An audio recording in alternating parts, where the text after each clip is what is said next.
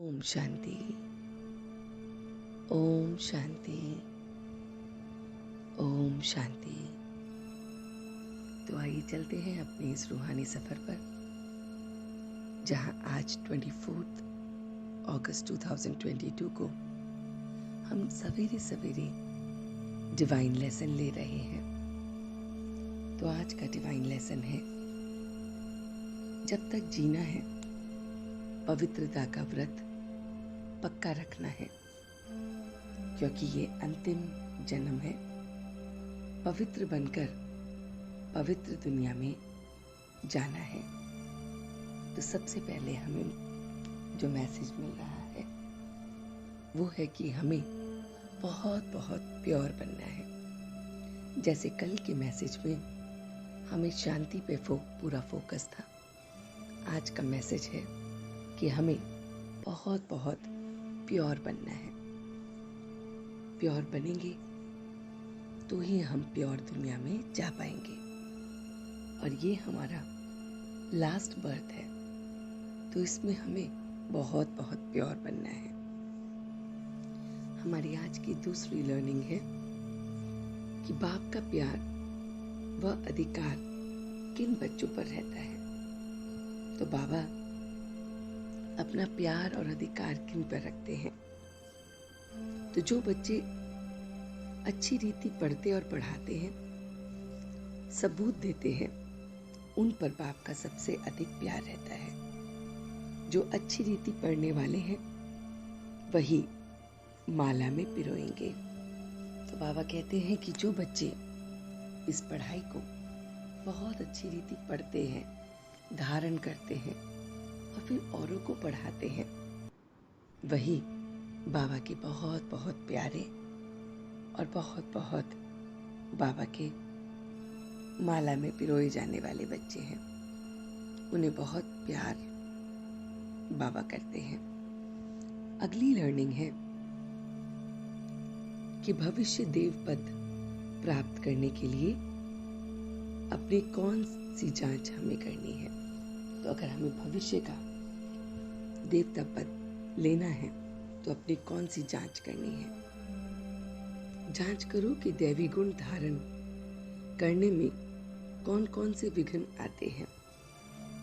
उन विघ्नों की हमें युक्ति से उन्हें छोड़ना है, युक्ति से उन्हें उड़ाना है।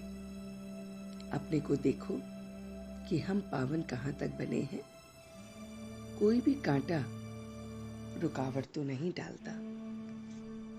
तो वो परमात्मा हम बच्चों को कह रहे हैं कि भविष्य में अगर हमें देवता पद लेना है तो उसके लिए हमें अपनी जांच करनी है, अपनी चेकिंग करनी है। तो चेकिंग में देखना है कि मैं कितना % प्योर बना हूं और मुझ में कितने दैवी गुण आ चुके हैं। ये चेकिंग करने से हम अपने अंदर के विघ्नों को देखते हैं, कांटे जो रुकावट बनते हैं उन पर काम करते हैं। आज का जो गीत है वो है छोड़ भी दे आकाश सिंहासन। तो ये परमात्मा के लिए है जो आकाश में रहता है कि तू अब आकाश सिंहासन को छोड़कर हमसे मिलने के लिए आजा। नेक्स्ट लर्निंग है गृहस्थ व्यवहार में रहते हुए कमल फूल समान रहना है। जब तक जीना है पवित्रता का व्रत जरूर रखना है। तो हमें अपने इस घर परिवार में रहते हुए बहुत बहुत प्योर बनना है, प्योर इन थॉट्स, वर्ड्स और एक्शन। तो हमें ये अपनी चेकिंग करनी है कि जैसे कमल का फूल कीचड़ में रहता है फिर भी खिला रहता है, ऐसे ही मुझे भी बहुत बहुत प्योर बन के खिलना है। दूसरी लर्निंग है कृपा मांगने की बजाय हम बच्चों को कृपा मांगने की बजाय माता पिता को फॉलो करना है।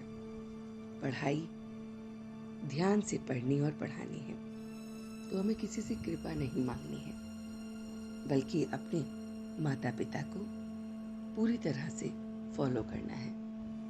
यहाँ मम्मा बाबा की बातें चल रही हैं कि माता पिता जो हमारी मम्मा और बाबा हैं, उन्हें हमें पूरा पूरा फॉलो करना है। हमारी अगली लर्निंग है कि कर्म और योग के बैलेंस द्वारा सर्व को ब्लेसिंग प्राप्त करने वाले सहज सफलता मूर्त भव। तो कर्म और योग, कर्म भी करें और योग भी करें और उसका बैलेंस रखें। ये ना हो कि हम ज़्यादा कर्म करें और योग ना करें, या फिर योग ज़्यादा करें और कर्म ना करें। इसका बैलेंस रखेंगे तो हमें ब्लेसिंग्स प्राप्त होती हैं।